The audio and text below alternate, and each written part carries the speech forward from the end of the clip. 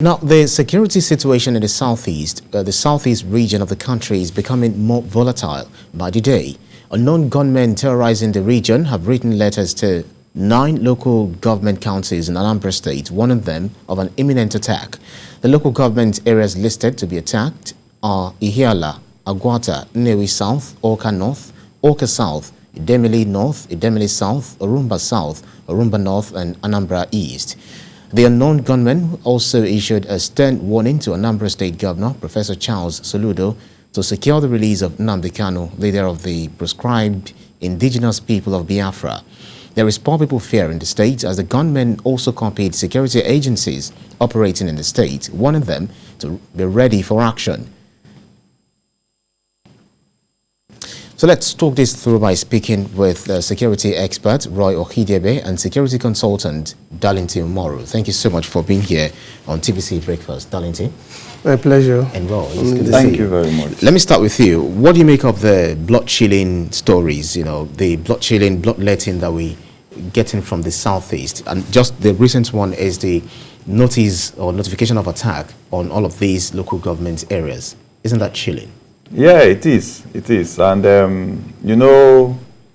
it's unfortunate that we always forget that things may go out of hand whenever we start an agitation.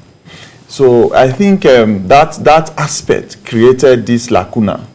People always forget when they start an agitation.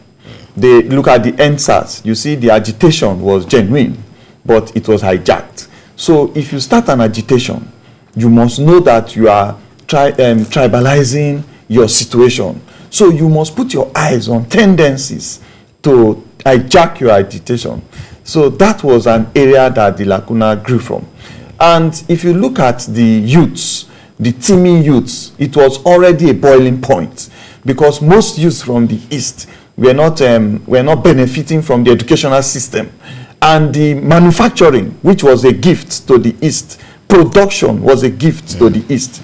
The government has not put eyes on it to do a reward system on people that could manufacture drones. Some of them manufactured cars. It was people from abroad that came to export these youths. So there was teeming youths, agitated, and you start an agitation. So you would have hijacked the opportunities for anyone to use the teeming youths against the agitation. And that's where the problem started from. Well, Darlington Moro, this threat by the unknown government, so we call them, even though some of them we know, typical of government of the state is that this notice is fictitious and they're asking the people to go about their normal lives and they are working to ensure to restore peace back to and sanity back to the local government and the state as a whole. Do you feel so too? First thing, let's identify certain things. What are the tools for terrorists? What tools do they use? One, they want to instill fear in the people, ensure that the people don't sleep with their 2 eyes closed. They want to make sure that at all times, that fear lives with you. It's not the first time authorities are receiving threat letters. We recall border state, Delta state, it happened at a point in time when this kind of letter was sent. And upon investigation, it was discovered that that letter didn't really come from any particular source. What was the essence and the motive was to continue to instill fear in the people. Be that as it may, today we really do not understand who is carrying out what action in terms of terrorism in Anambra State anymore. IPOP started the sit-at-home issue, and they fixed Mondays and Thursdays at a point in time. It got to, fast forward, it got to a point when they say, okay, we've cancelled it. Now, we are aware that beyond the ESN and IPOP, there are other groups that have sprung up in Anambra State, unleashing terror. Not just in Anambra State, in the entire Southeast. Okay, the agitation for Biafra didn't start with IPOP. We knew of MASOB And then even when IPOB started, there was not this military body in parenthesis, now called the ESN. And when the ESN came on board, the Southeast governors came together to also quickly form what they call Ebube Agu. Yeah.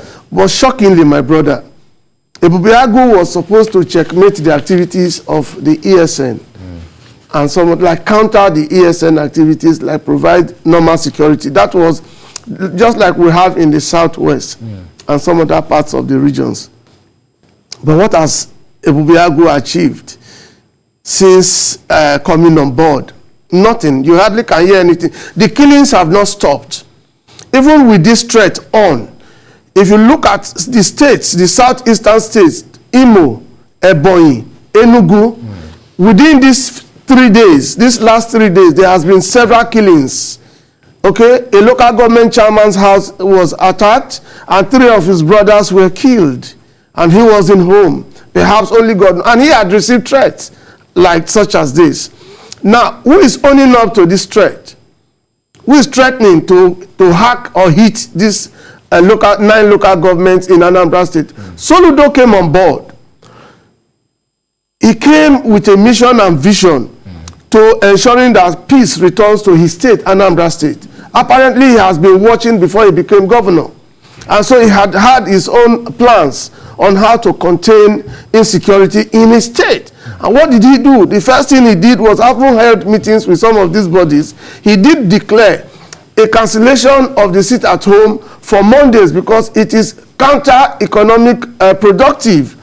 And what happened? He even told churches to hold sessions on Mondays. But the first day they did it, we had killings across, which meant that it didn't work. He moved on to visiting Nnamdi Kanu. One of the things they are demanding for now is he visited Nnamdi Kanu, that he should ensure the release of Nnamdi Kanu. He visited Nnamdi Kanu. And he said Nnamdi Kanu is not, it doesn't appear as bad as people have painted him. Let me take it to Roy. What exactly would you say is the cause of all of these violence in the Southeast? Is it a case of cultism or an agitation for a separate region, or a separate state or a country known in the indigenous people of Biafra, or is it just sheer criminality?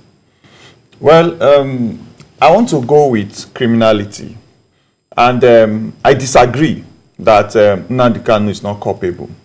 Now, when you spearhead a vision and you don't checkmate the attempts that would be made to hijack the vision, then you are not as effective as you want to be. If we have our Biafra tomorrow, is this what we are going to face? If you roll back and listen to some broadcasts by Nnamdi Kanu, you will be shocked to see that it has already begun to bring in the bad blood in the people. Then Nigeria has started a model which is called political terrorism. Now, he talked about fear in terrorism. Politicians now believe that if you are the owner of fear and aggression, you are the owner of the space. So you use area boys, you use miscreants, you use thugs, whom the system tactically and systematically put in that state of anger. Now, if you look at the East in itself, one of the things that we should start talking about, I think, is solution. Now, if you look at the East, every time ESN and IPOB comes out to speak of Biafra, and I ask, where are you when unknown gunmen begins to truncate the intellectual and articulated approaches that you said you want to use? Where are you? If you are not in charge of the space, how do you assure us that if we give you the Biafra, you can run it?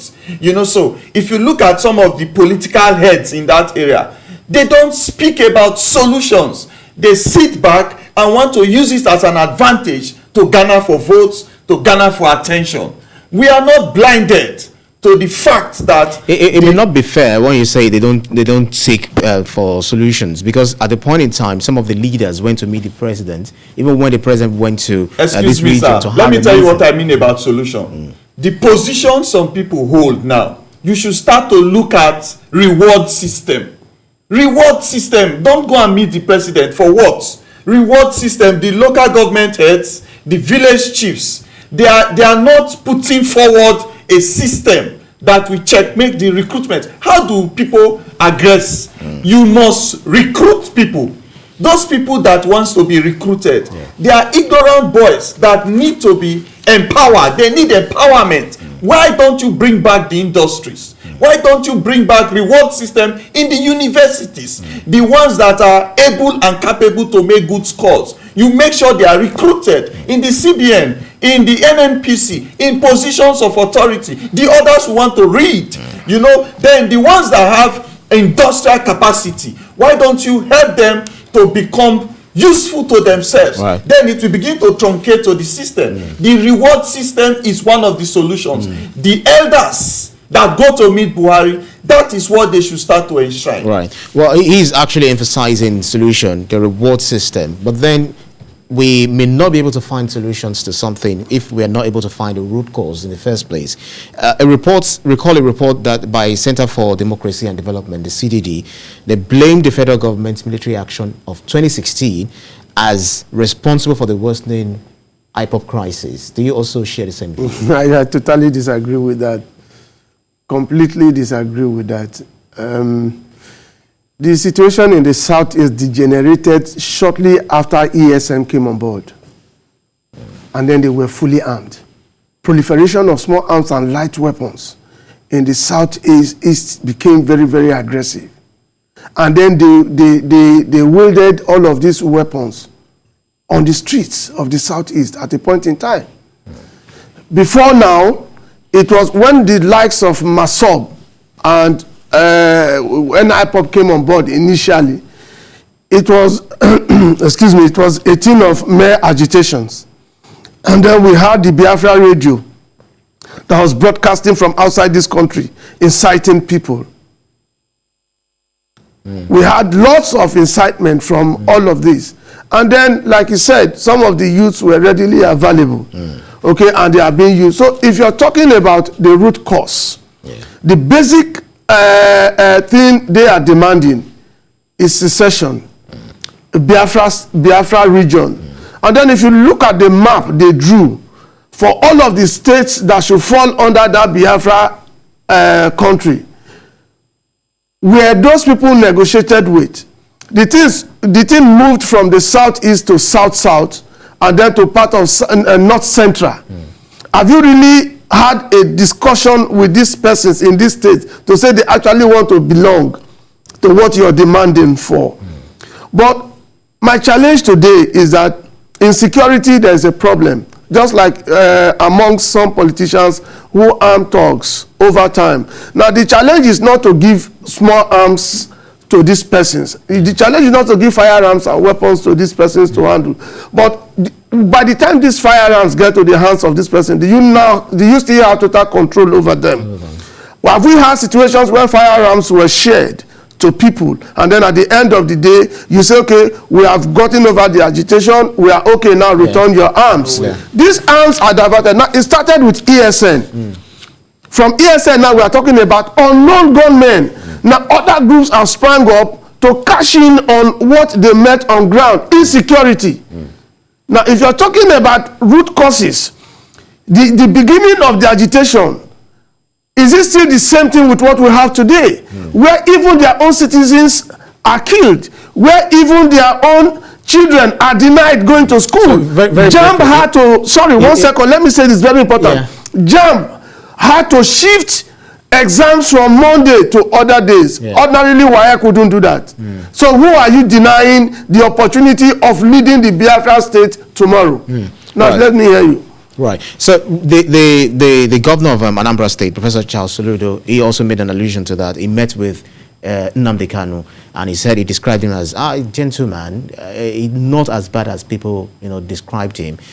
But then there are some of these requests that have been made that Nnamdi Kanu should be released.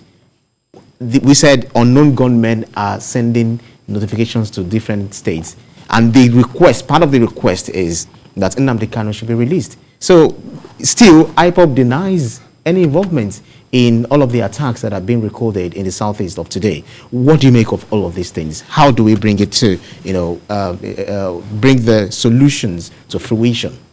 Well, I'm happy we are talking about solutions because they can't negotiate Nnamdi Kanu's release with violence. If you do negotiate Nnamdi Kanu's release with violence, then you have intimidated the country. You have intimidated the agencies and the system. This other man that was even not, they were not armed, the group in the north that broke out from the Islamic group and said they had their own system, the man is still in detention. You know, you can't negotiate his release. In the military era, most people that were arrested also, before you come out, you hear that they are dead. Okay? Now, if you want to release that man, Nnamdi Kanu, it is not to increase the effects of his violent tantrums online with the Biafra radio and all forms of formats that they used, even Facebook. So, why negotiate it with violence? The time we realized that Shekau was not in charge, it was late. People were negotiating with him. ISWAP and ISIS have come in to develop ISWAP. And the regional countries in Nigeria have opened the borders for their inflow of criminals to infest us. Now, if you are continuing to negotiate violence with Nnamdi Kanu, do you know how much those guys are already collecting from the big wigs and the rich industrialists in that area for them to be able to do wedding, for you to be able to do your birthday? You have to pay certain amounts. And all these are happening under the glare. So we know that our agencies are already infiltrated. The chief of army staff even mentioned it, that the military is infiltrated. Now, what do you think that the people should do? Community resilience supposed to begin to take shape right now. The former IG, Arase, he wrote a book about community policing. Community resilience, community policing, begin to bring out the good in the society, begin to talk down on the bad in the society. Because to achieve Biafra, the man that started Biafra, he schooled abroad, he came back to Nigeria, he joined the army. His children, his wife today is a voice in the East. So where did you see criminality and violence in the life of Ojukwu? May blessed memory. So if we want to go there, we must do community resilience, we must do community policing, we must fish out even the village chiefs, the Obas, the Igwes, all of them in all those places. Then the surrounding states that have refused to take Biafra must begin to refuse their areas to be hideouts. River State started it. They pushed them out. Other states should do that. And within Anambra, within Enugu, all of those places, they should hold resilience and police themselves. Well, take the good and the bad, put it on the table for every single human being on this earth. They know what is good and they know what is bad. He has made mention of some of the traditional rulers and some of the leaders in the southeast who, are upright. And we've seen some of these unknown, so-called unknown gunmen attacking some of these leaders. So what would you say, because he is also, gunning for solutions, what are the things that you think we can also add to, resolving these issues in the southeast? Because look, not only the southeast, look, go to the north, there are problems there. Come hit down south, there are also problems there. It's not like Nigeria is losing its sovereignty. So these unknown gunmen. Well, basically, you have to be able to first disarm them, take away the small arms from them. The federal government has a committee, not a commission yet, because it's not benefiting from an act of the National Assembly yet, talking about the Presidential Committee on Small Arms and Light Weapons, which has metamorphosed to the Center for, what's it called now? I can't remember the full name. What you need to do is there's so much proliferation of small arms and light weapons in the society. By the time you begin to jojo, the people you want to jojo with to assist in bringing all of this down, are they really respected by the boys who are carrying the arms? The answer is no. At the grassroots, who do you talk with? The traditional rulers? Do these boys believe in the traditional rulers? The answer is no.